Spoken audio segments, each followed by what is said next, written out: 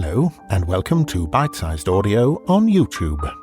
I'm Simon Stanhope, actor, audiobook narrator, and curator of this channel.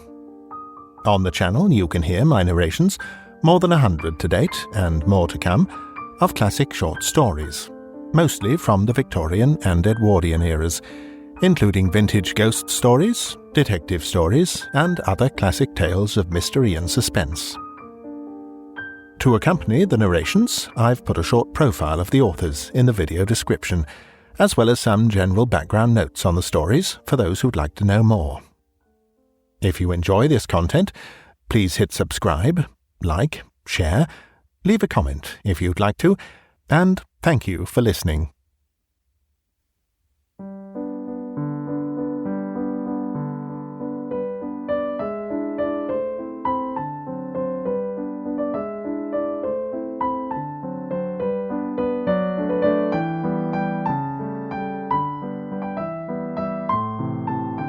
The Mystery of the Circular Chamber by L.T. Meade and Robert Eustace. One day in late September, I received the following letter from my lawyer.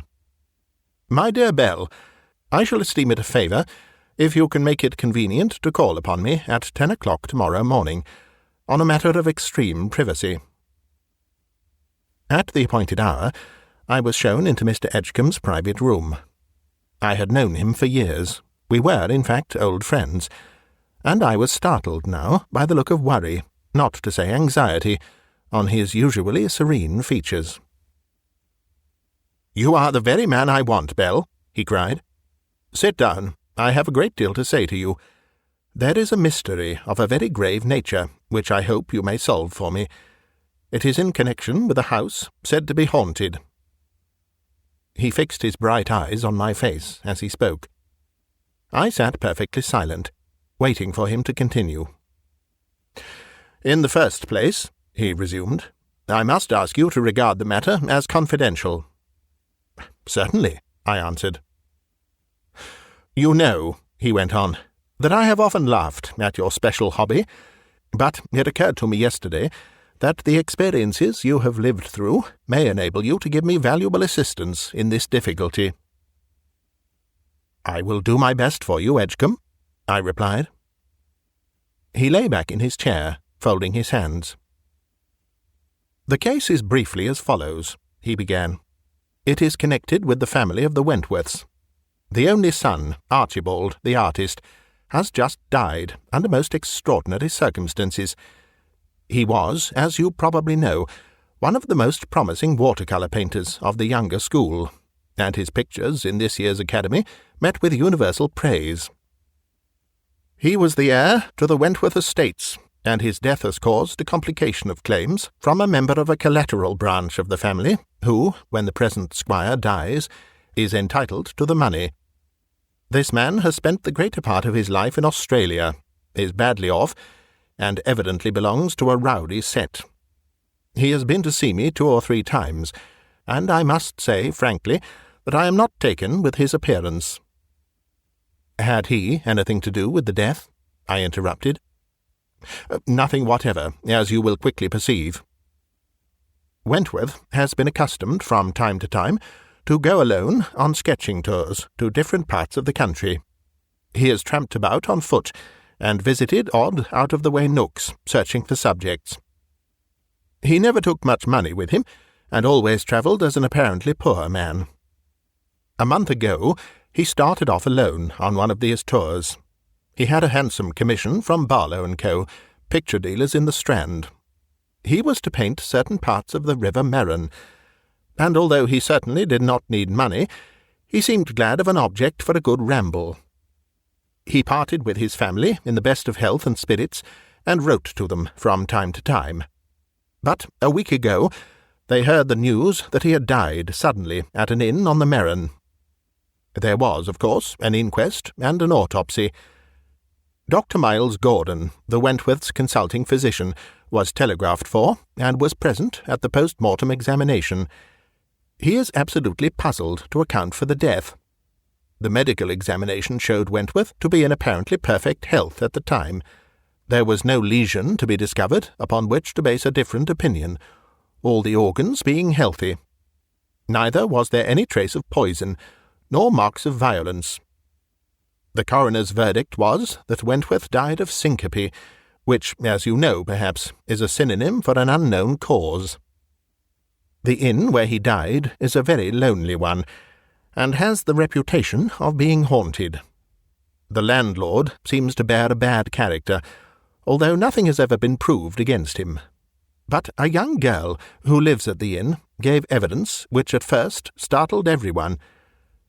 She said at the inquest that she had earnestly warned Wentworth not to sleep in the haunted room. She had scarcely told the coroner so before she fell to the floor in an epileptic fit. When she came to herself, she was sullen and silent, and nothing more could be extracted from her. The old man, the innkeeper, explained that the girl was half-witted, but he did not attempt to deny that the house had the reputation of being haunted, and said that he had himself begged Wentworth not to put up there. Well, that is about the whole of the story. The coroner's inquest seems to deny the evidence of foul play, but I have my very strong suspicions. What I want you to do is to ascertain if they are correct. Will you undertake the case?" "I will certainly do so," I replied. "Please let me have any further particulars, and a written document to show, in case of need, that I am acting under your directions." Edgecombe agreed to this, and I soon afterwards took my leave. The case had the features of an interesting problem, and I hoped that I should prove successful in solving it. That evening I made my plans carefully. I would go into Blankshire early on the following morning, assuming for my purpose the character of an amateur photographer. Having got all necessary particulars from Edgecombe, I made a careful mental map of my operations. First of all, I would visit a little village of the name of Harkhurst, and put up at the inn, the Crown and Thistle. Here Wentworth had spent a fortnight when he first started on his commission to make drawings of the River Meron. I thought it likely that I should obtain some information there. Circumstances must guide me as to my further steps, but my intention was to proceed from Harkhurst to the Castle Inn, which was situated about 6 miles further up the river. This was the inn where the tragedy had occurred. Towards evening on the following day I arrived at Harkhurst. When my carriage drew up at the Crown and Thistle, the landlady was standing in the doorway. She was a buxom-looking dame with a kindly face. I asked for a bed. "Certainly, sir," she answered. She turned with me into the little inn, and taking me upstairs, showed me a small room, quite clean and comfortable, looking out on the yard. I said it would do capitally, and she hurried downstairs to prepare my supper. After this meal, which proved to be excellent, I determined to visit the landlord in the bar. I found him chatty and communicative. "This is a lonely place," he said. "We don't often have a soul staying with us for a month at a time." As he spoke, he walked to the door, and I followed him. The shades of night were beginning to fall, but the picturesqueness of the little hamlet could not but commend itself to me. "And yet it is a lovely spot," I said. "I should have thought tourists would have thronged to it. It is at least an ideal place for photographers." "You are right there, sir," replied the man. "And although we don't often have company to stay in the inn, now and then we have a stray artist. It's not 3 weeks back," he continued, "that we had a gentleman like you, sir, only a bit younger, to stay with us for a week or 2. He was an artist, and drew from morning till night. Ah, poor fellow." "Why do you say that?" I asked. "I have good cause, sir. Here, wife," continued the landlord, looking over his shoulder at Mrs. Johnson, the landlady, who now appeared on the scene. "This gentleman has been asking me questions about our visitor, Mr. Wentworth, but perhaps we ought not to inflict such a dismal story upon him tonight." "Pray do," I said. "What you have already hinted at arouses my curiosity. Why should you pity Mr. Wentworth?" "He is dead, sir," said the landlady in a solemn voice. I gave a pretended start, and she continued. And it was all his own fault. Ah, dear, it makes me almost cry to think of it. He was as nice a gentleman as I ever set eyes on, and so strong, hearty, and pleasant. Well, sir, everything went well until one day he said to me, I am about to leave you, Mrs. Johnson. I am going to a little place called the Castle Inn, further up the Merron. The Castle Inn? I cried. No, Mr. Wentworth, that you won't, not if you value your life. And why not? He said, looking at me with as merry blue eyes as you ever saw in anybody's head. Why should I not visit the Castle Inn? I have a commission to make some drawings of that special bend of the river. Well then, sir, I answered, if that is the case, you'll just have a horse and trap from here, and drive over as often as you want to, for the Castle Inn ain't a fit place for a Christian to put up at. What do you mean? He asked of me.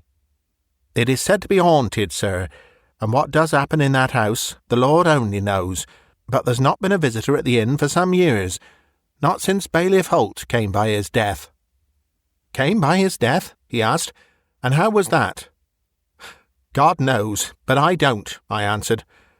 At the coroner's inquest, it was said that he died from syncope, whatever that means, but the folks round here said it was fright. Mr. Wentworth just laughed at me. He didn't mind a word I said, and the next day, sir, he was off, carrying his belongings with him. Well, and what happened? I asked, seeing that she paused. What happened, sir? Just what I expected. 2 days afterwards came the news of his death. Poor young gentleman. He died in the very room where Holt had breathed his last. And oh, if there wasn't a fuss and to-do, for it turned out that, although he seemed quite poor to us, with little or no money, he was no end of a swell, and had rich relations, and big estates coming to him. And, of course, there was a coroner's inquest, and all the rest, and great doctors come down from London, and our Dr. Stanmore, who lives down the street, was sent for, and though they did all they could, and examined him, as it were, with a microscope, they could find no cause for death, and so they give it out that it was syncope, just as they did in the case of poor Holt. But, sir, it wasn't. It was fright, sheer fright. The place is haunted. It's a mysterious, dreadful house, and I only hope you won't have nothing to do with it. She added a few more words, and presently left us. That's a strange story, I said, turning to Johnson. Your wife has excited my curiosity. I should much like to get further particulars. There don't seem to be anything more to tell, sir, replied Johnson. It's true what the wife says, that the Castle Inn has a bad name. It's not the first, no, nor the second death that has occurred there. You mentioned your village doctor. Do you think he could enlighten me on the subject? I am sure he would do his best, sir. He lives only 6 doors away, in a red house. Maybe you wouldn't mind stepping down the street and speaking to him. You are sure he would not think it a liberty? Not he, sir. He'll be only too pleased to exchange a word with someone outside this sleepy little place. Then I'll call on him, I answered, and taking up my hat, I strolled down the street. I was lucky in finding Dr. Stanmore at home, and the moment I saw his face, I determined to take him into my confidence. The fact is this, I said, when he had shaken hands with me. I should not dream of taking this liberty, did I not feel certain that you could help me. And in what way? He asked, not stiffly, but with a keen, inquiring, interested glance. I have been sent down from London to inquire into the Wentworth mystery, I said. Is that so? He said, with a start. Then he continued gravely.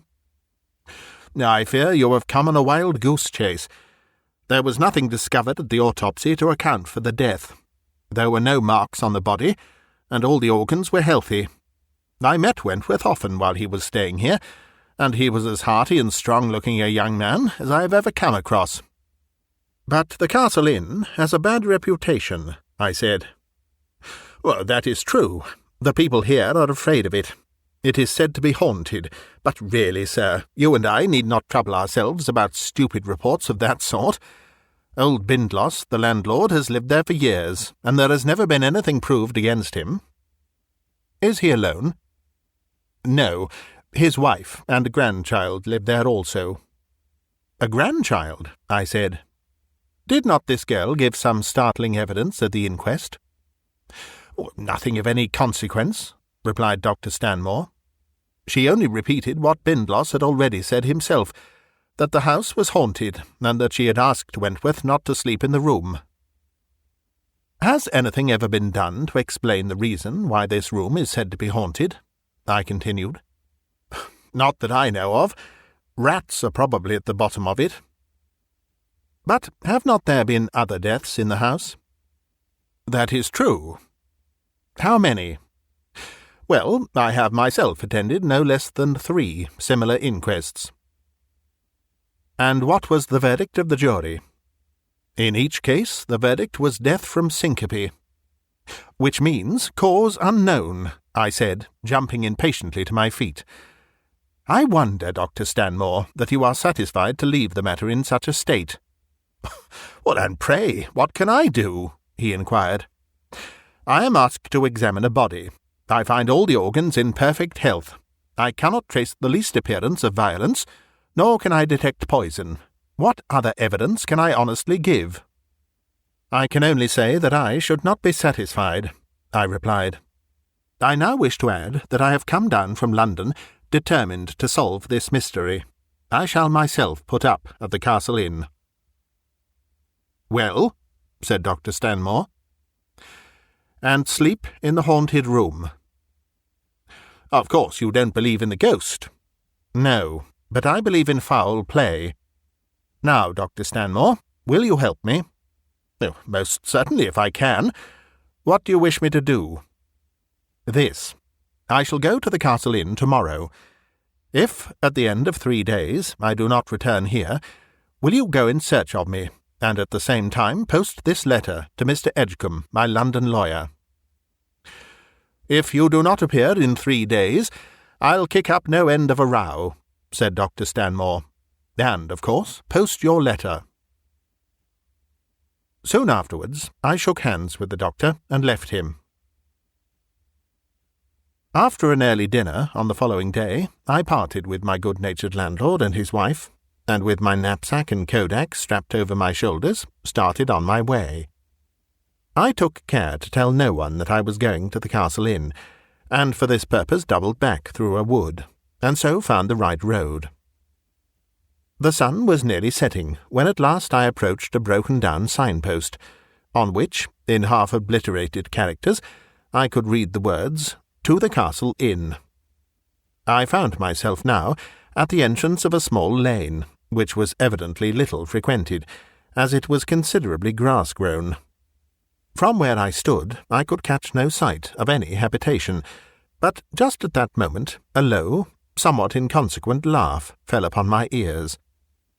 I turned quickly and saw a pretty girl with bright eyes and a childish face gazing at me with interest. I had little doubt that she was old Bindloss's granddaughter. "Will you kindly tell me," I asked, "if this is the way to the Castle Inn?" My remark evidently startled her. She made a bound forward, seized me by my hand, and tried to push me away from the entrance to the lane into the high road. "Go away," she cried. "We have no beds fit for gentlemen at the Castle Inn. Go, go," she continued, and she pointed up the winding road.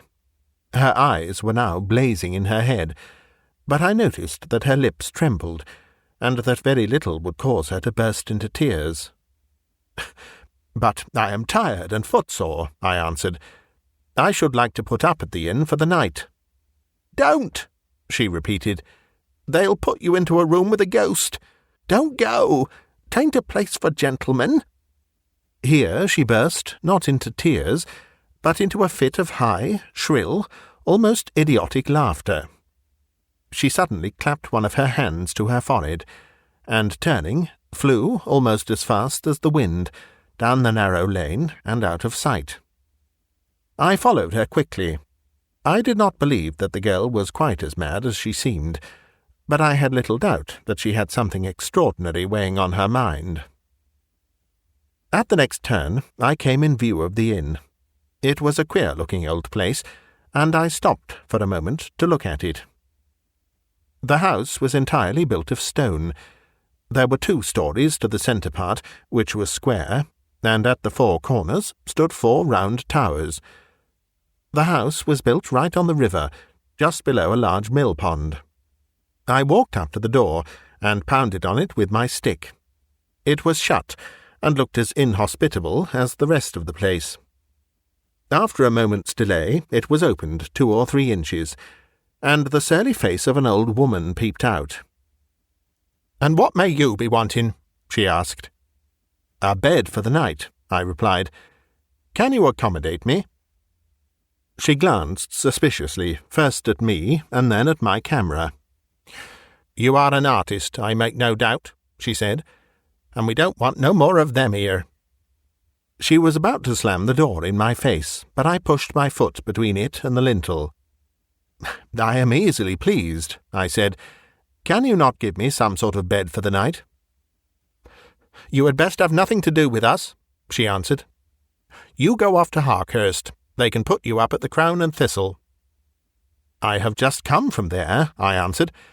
As a matter of fact, I could not walk another mile. "We don't want visitors at the Castle Inn," she continued. Here she peered forward and looked into my face. "You had best be off," she repeated. "They say the place is haunted." I uttered a laugh. "You don't expect me to believe that," I said. She glanced at me from head to foot. Her face was ominously grave. "You had best know all, sir," she said, after a pause. "Something happens in this house, and no living soul knows what it is, for they who have seen it have never yet survived to tell the tale. It's not more than a week back that a young gentleman came here. He was like you, bold as brass, and he too wanted a bed and would take no denial. I told him plain, and so did my man, that the place was haunted. He didn't mind no more than you mind. Well, he slept in the only room we have got for guests, and he died there." "What did he die of?" I asked. "Fright," was the answer, brief and laconic. "Now, do you want to come or not?" "Yes, I don't believe in ghosts. I want the bed, and I am determined to have it." The woman flung the door wide open. "Don't say as I ain't warned you," she cried. "Come in, if you must." She led me into the kitchen, where a fire burned sullenly on the hearth. "Sit you down, and I'll send for Bindloss," she said. "I can only promise to give you a bed if Bindloss agrees. Liz, come along here this minute." A quick young step was heard in the passage, and the pretty girl whom I had seen at the top of the lane entered. Her eyes sought my face. Her lips moved as if to say something, but no sound issued from them. "Go and find your grandad," said the old woman. "Tell him there is a gentleman here that wants a bed. Ask him what's to be done." The girl favoured me with a long and peculiar glance. Then, turning on her heel, she left the room. As soon as she did so, the old woman peered forward and looked curiously at me. "I'm sorry you are staying," she said. "Don't forget as I warned you. Remember, this ain't a proper inn at all. Once it was a mill, but that was afore Bindloss's day and mine. Gents would come in the summer and put up for the fishing, but then the story of the ghost got abroad, and lately we have had no visitors to speak of. Only an odd one now and then, who ain't wanted. No, he ain't wanted. You see, there was 3 deaths here. Yes." She held up one of her skinny hands, and began to count on her fingers. "Yes, 3 up to the present. 3, that's it. Ah, here comes Bindloss." A shuffling step was heard in the passage, and an old man, bent with age and wearing a long white beard, entered the room. "We has no beds for strangers," he said, speaking in an aggressive and loud tone. "Hasn't the wife said so? We don't let out beds here." "As that is the case, you have no right to have that signpost at the end of the lane," I retorted. "I am not in a mood to walk 8 miles for a shelter in a country I know nothing about. Cannot you put me up somehow?"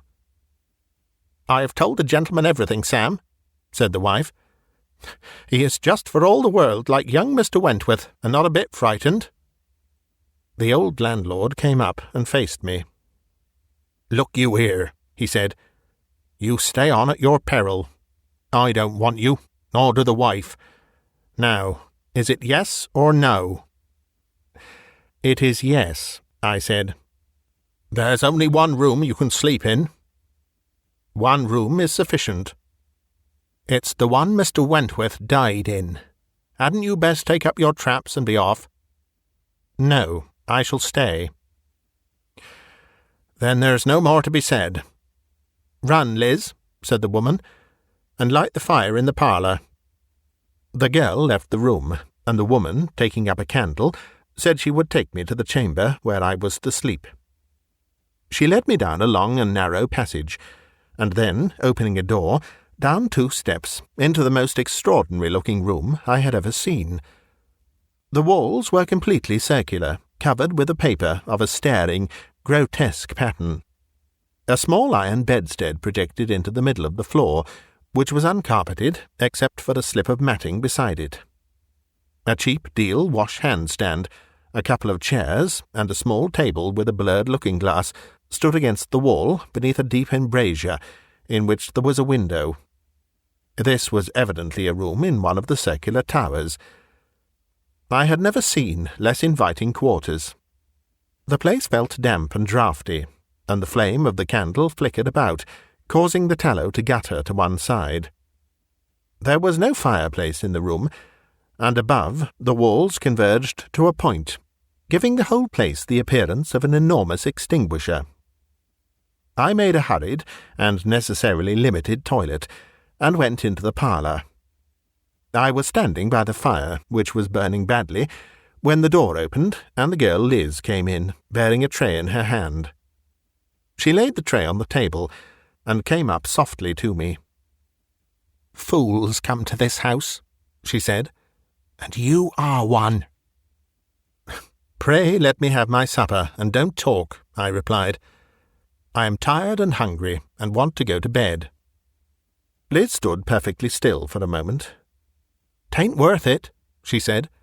Then, in a meditative voice, said, "No, 'tain't worth it. But I'll say no more. Folks will never be warned." Her grandmother's voice, calling her, caused her to bound from the room. My supper proved better than I had expected, and having finished it, I strolled into the kitchen, anxious to have a further talk with the old man. He was seated alone by the fire, a great mastiff lying at his feet. "Can you tell me why the house is supposed to be haunted?" I asked suddenly, stooping down to speak to him. "How should I know?" he cried hoarsely. "The wife and me have been here 20 years, and never seen nor heard anything. But for certain, folks do die in the house. It's mortal unpleasant for me, for the doctors come along, and the coroner, and there's an inquest, and no end of fuss. The folks die, although no one has ever laid a finger on 'em. The doctors can't prove why they are dead, but dead they be. Well, there ain't no use saying more.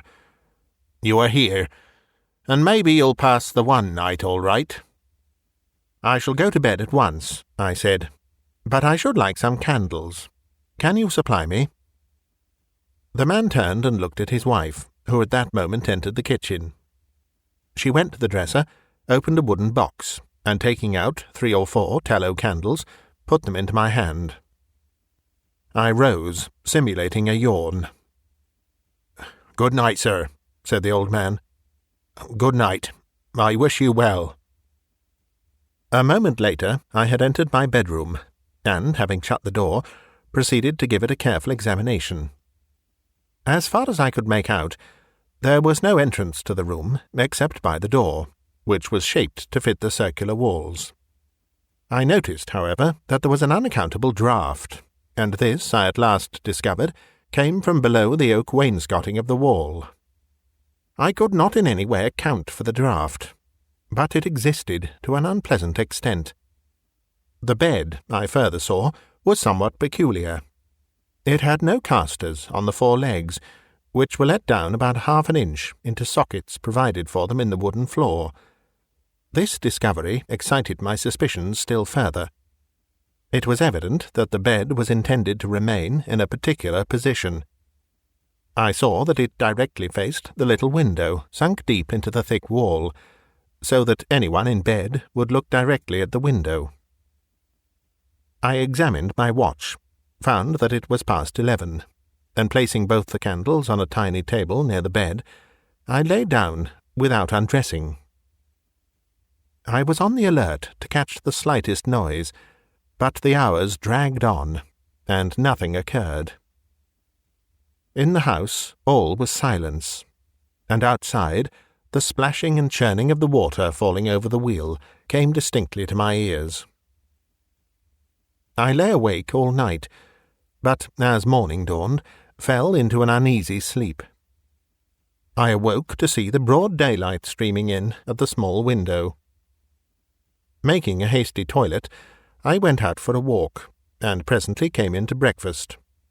It had been laid for me in the big kitchen, and the old man was seated by the hearth.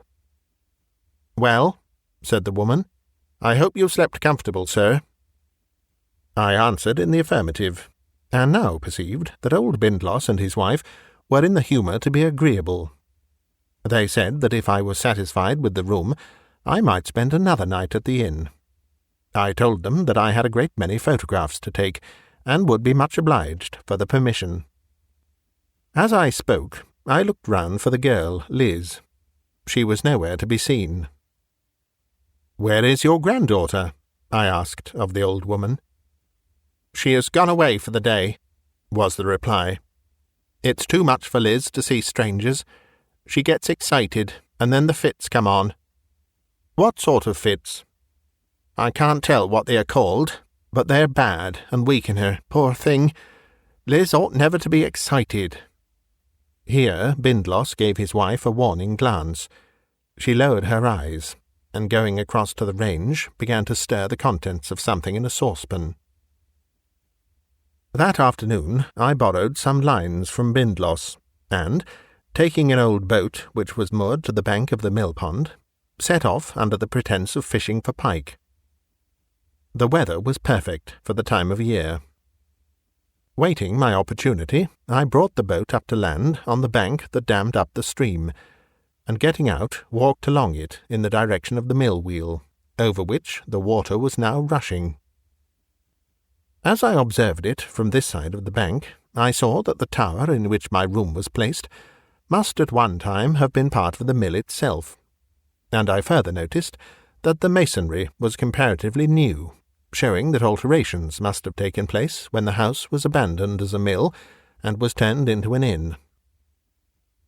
I clambered down the side of the wheel, holding on to the beams, which were green and slippery, and peered through the paddles. As I was making my examination, a voice suddenly startled me. "What are you doing down there?" I looked up. Old Bindloss was standing on the bank, looking down at me. He was alone, and his face was contorted with a queer mixture of fear and passion. I hastily hoisted myself up, and stood beside him. "What are you poking about down there for?" he said, pushing his ugly old face into mine as he spoke. "You fool! If you had fallen, you would have been drowned. No one could swim a stroke in that mill race, and then there would have been another death, and all the old fuss over again.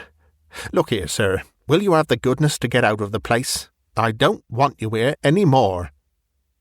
"I intend to leave tomorrow morning," I answered in a pacifying voice, "and I am really very much obliged to you for warning me about the mill." "You had best not go near it again," he said in a menacing voice, and then he turned hastily away. I watched him as he climbed up a steep bank and disappeared from view. He was going in the opposite direction from the house. Seizing the opportunity of his absence, I once more approached the mill. Was it possible that Wentworth had been hurled into it? But had this been the case, there would have been signs and marks on the body. Having reached the wheel, I clambered boldly down. It was now getting dusk, but I could see that a prolongation of the axle entered the wall of the tower. The fittings were also in wonderfully good order, and the bolt that held the great wheel only required to be drawn out to set it in motion. That evening, during supper, I thought very hard. I perceived that Bindloss was angry, also that he was suspicious and alarmed. I saw plainly that the only way to really discover what had been done to Wentworth was to cause the old ruffian to try similar means to get rid of me. This was a dangerous expedient, but I felt desperate, and my curiosity as well as interest were keenly aroused. Having finished my supper, I went into the passage, preparatory to going into the kitchen. I had on felt slippers, and my footfall made no noise. As I approached the door, I heard Bindloss saying to his wife, "He's been poking about the mill wheel. I wish he would make himself scarce." "Oh, we can't find out anything," was the reply. "You keep quiet, Bindloss. He'll be off in the morning." "That's as may be," was the answer, and then there came a harsh and very disagreeable laugh. I waited for a moment, and then entered the kitchen. Bindloss was alone now. He was bending over the fire, smoking. "I shall leave early in the morning," I said, "so please have my bill ready for me." I then seated myself near him, drawing up my chair close to the blaze. He looked as if he resented this, but said nothing. "I am very curious about the deaths which occur in this house," I said, after a pause. "How many did you say there were?" "That is nothing to you," he answered. "We never wanted you here. You can go when you please." "I shall go tomorrow morning, but I wish to say something now." "And what may that be?" "I don't believe in that story about the place being haunted." "Oh, you don't you?" He dropped his pipe, and his glittering eyes gazed at me with a mixture of anger and ill-concealed alarm. "No." I paused. Then I said slowly and emphatically, "I went back to the mill, even after your warning, and—" "What?" he cried, starting to his feet. "Nothing," I answered. "Only I don't believe in the ghost." His face turned not only white but livid. I left him without another word. I saw that his suspicions had been much strengthened by my words. This I intended. To induce the ruffian to do his worst was the only way to wring his secret from him. My hideous room looked exactly as it had done on the previous evening. The grotesque pattern on the walls seemed to start out in bold relief. Some of the ugly lines seemed at that moment, to my imagination, almost to take human shape, to convert themselves into ogre-like faces, and to grin at me. Was I too daring? Was it wrong of me to risk my life in this manner? I was terribly tired, and, curious as it may seem, my greatest fear at that crucial moment was the dread that I might fall asleep. I had spent 2 nights with scarcely any repose, and felt that at any moment, notwithstanding all my efforts, slumber might visit me. In order to give Bindloss full opportunity for carrying out his scheme, it was necessary for me to get into bed, and even to feign sleep. In my present exhausted condition, the pretence of slumber would easily lapse into the reality. This risk, however, which really was a very grave one, must be run. Without undressing, I got into bed, pulling the bedclothes well over me. In my hand I held my revolver. I deliberately put out the candles, and then lay motionless, waiting for events. The house was quiet as the grave. There was not a stir, and gradually my nerves, excited as they were, began to calm down. As I had fully expected, overpowering sleepiness seized me, and, notwithstanding every effort, I found myself drifting away into the land of dreams. I began to wish that whatever apparition was to appear would do so at once and get it over. Gradually, but surely, I seemed to pass from all memory of my present world, and to live in a strange and terrible phantasmagoria. In that state I slept. In that state also I dreamt, and dreamt horribly. I thought that I was dancing a waltz with an enormously tall woman. She towered above me, clasping me in her arms, and began to whirl me round and round at a giddy speed. I could hear the crashing music of a distant band.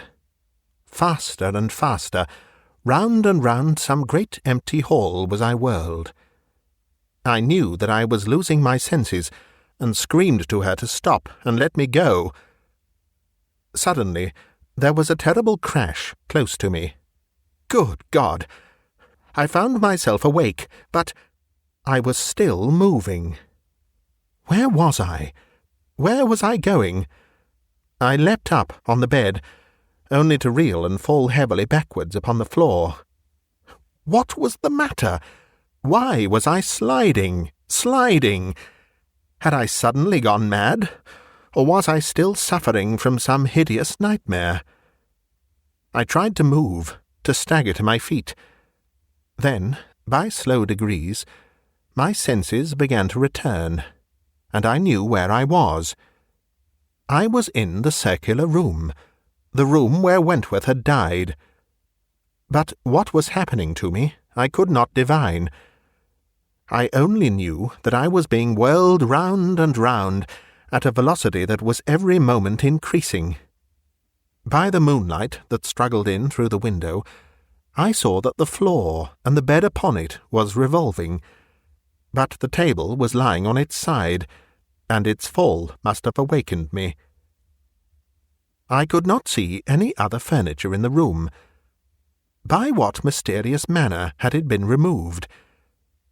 Making a great effort, I crawled to the centre of this awful chamber, and, seizing the foot of the bed, struggled to my feet. Here I knew there would be less motion, and I could just manage to see the outline of the door. I had taken the precaution to slip the revolver into my pocket, and I still felt that if human agency appeared, I had a chance of selling my life dearly. But surely the horror I was passing through was invented by no living man. As the floor of the room revolved in the direction of the door, I made a dash for it, but was carried swiftly past, and again fell heavily. When I came round again, I made a frantic effort to cling to one of the steps, but in vain. The head of the bedstead caught me as it flew round, and tore my arms away. In another moment I believe I should have gone raving mad with terror. My head felt as if it would burst. I found it impossible to think consecutively. The only idea which really possessed me was a mad wish to escape from this hideous place. I struggled to the bedstead, and, dragging the legs from their sockets, pulled it into the middle of the room, away from the wall. With this out of the way, I managed at last to reach the door in safety. The moment my hand grasped the handle, I leapt upon the little step and tried to wrench the door open. It was locked from without. It defied my every effort.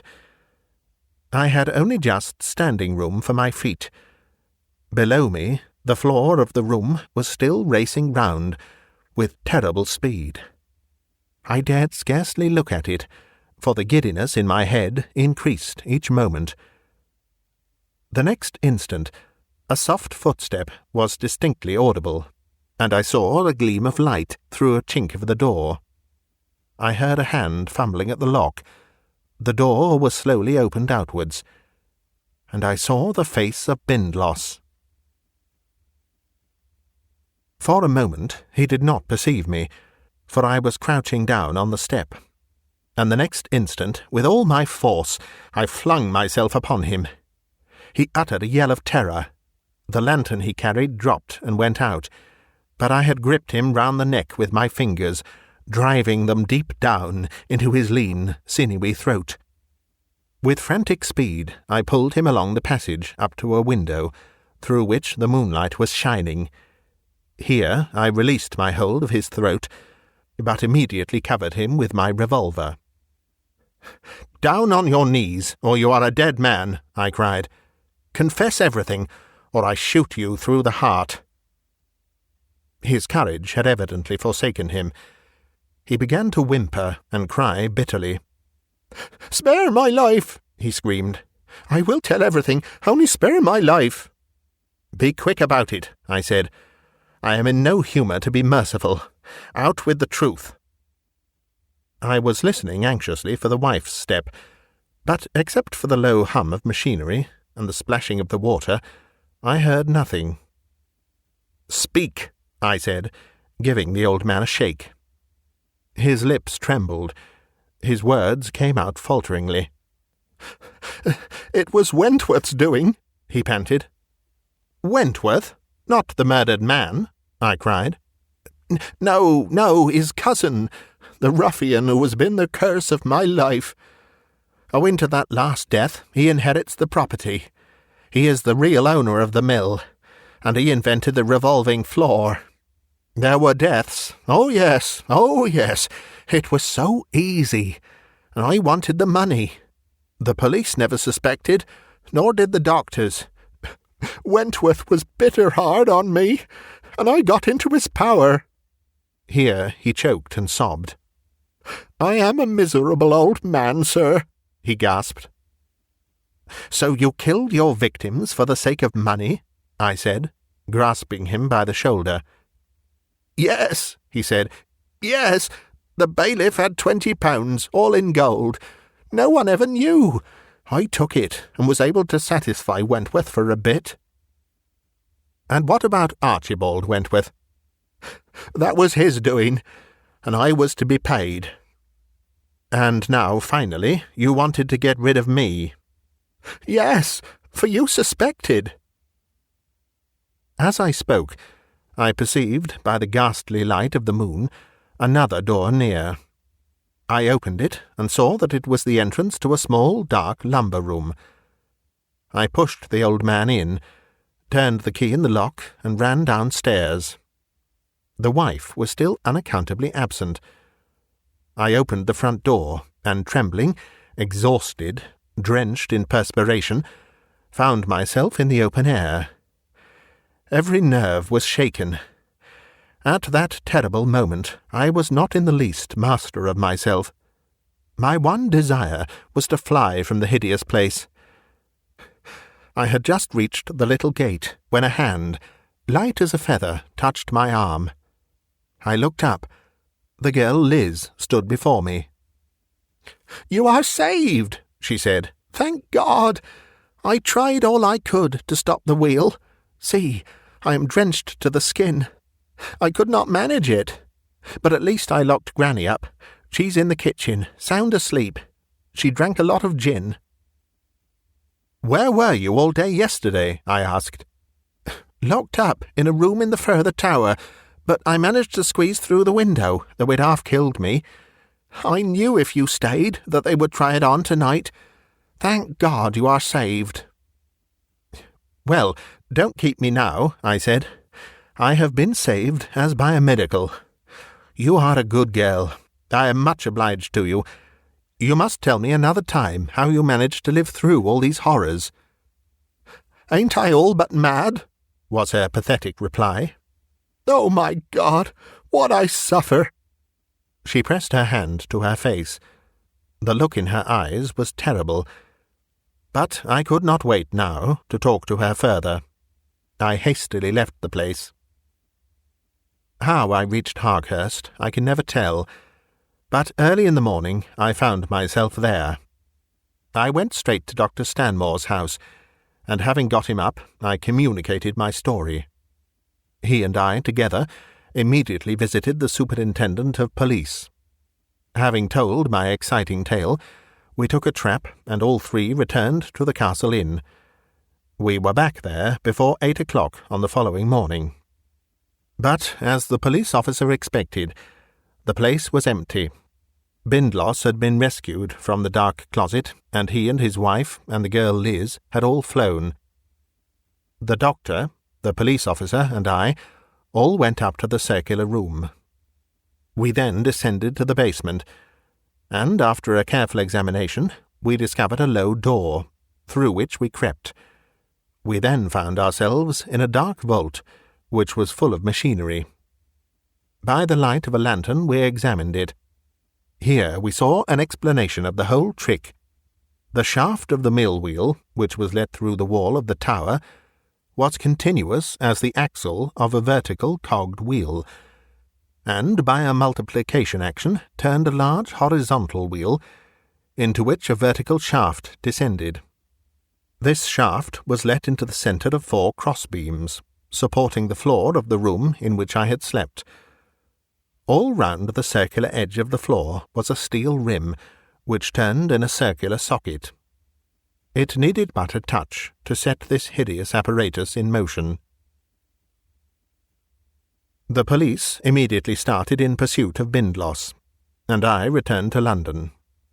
That evening, Edgecombe and I visited Dr. Miles Gordon. Hard-headed old physician that he was literally aghast when I told him my story. He explained to me that a man placed in the position in which I was when the floor began to move would, by means of centrifugal force, suffer from enormous congestion of the brain. In fact, the revolving floor would induce an artificial condition of apoplexy.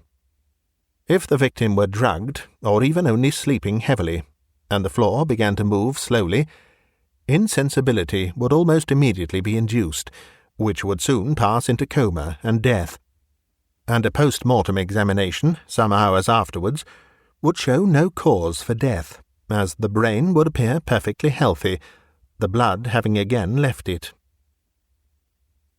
From the presence of Dr. Miles Gordon, Edgecombe and I went to Scotland Yard, and the whole affair was put into the hands of the London detective force. With the clue which I had almost sacrificed my life to furnish, they quickly did the rest. Wentworth was arrested, and under pressure was induced to make a full confession, but old Bindloss had already told me the gist of the story. Wentworth's father had owned the mill, had got into trouble with the law and changed his name. In fact, he had spent 5 years in penal servitude. He then went to Australia and made money. He died when his son was a young man. This youth inherited all the father's vices. He came home, visited the mill, and, being of a mechanical turn of mind, invented the revolving floor. He changed the mill into an inn, put Bindloss, one of his pals, into possession, with the full intention of murdering unwary travellers from time to time for their money. The police, however, wanted him for a forged bill, and he thought it best to fly. Bindloss was left in full possession. Worried by Wentworth, who had him in his power for a grave crime committed years ago, he himself on 2 occasions murdered a victim in the circular room. Meanwhile, several unexpected deaths had taken place in the older branch of the Wentworth family, and Archibald Wentworth alone stood between his cousin and the great estates. Wentworth came home, and with the aid of Bindloss got Archibald into his power. The young artist slept in the fatal room, and his death was the result. At this moment, Wentworth and Bindloss are committed for trial at the Old Bailey, and there is no doubt what the result will be. The ghost mystery, in connection with the Castle Inn, has, of course, been explained away forever.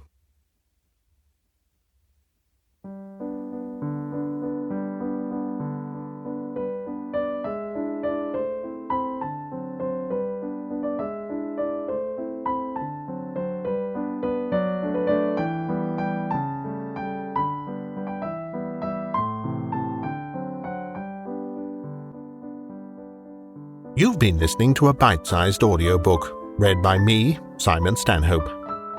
If you'd like to help me to keep producing new content, you can find links in the video description to my Patreon page, or to buy me a coffee. Another way to support me is through my Bandcamp page, bitesizedaudio.bandcamp.com, where you can hear my narrations of many more classic short stories, and you can also purchase and download them to keep. This recording is copyright Bitesized Audio 2023. Thank you for listening.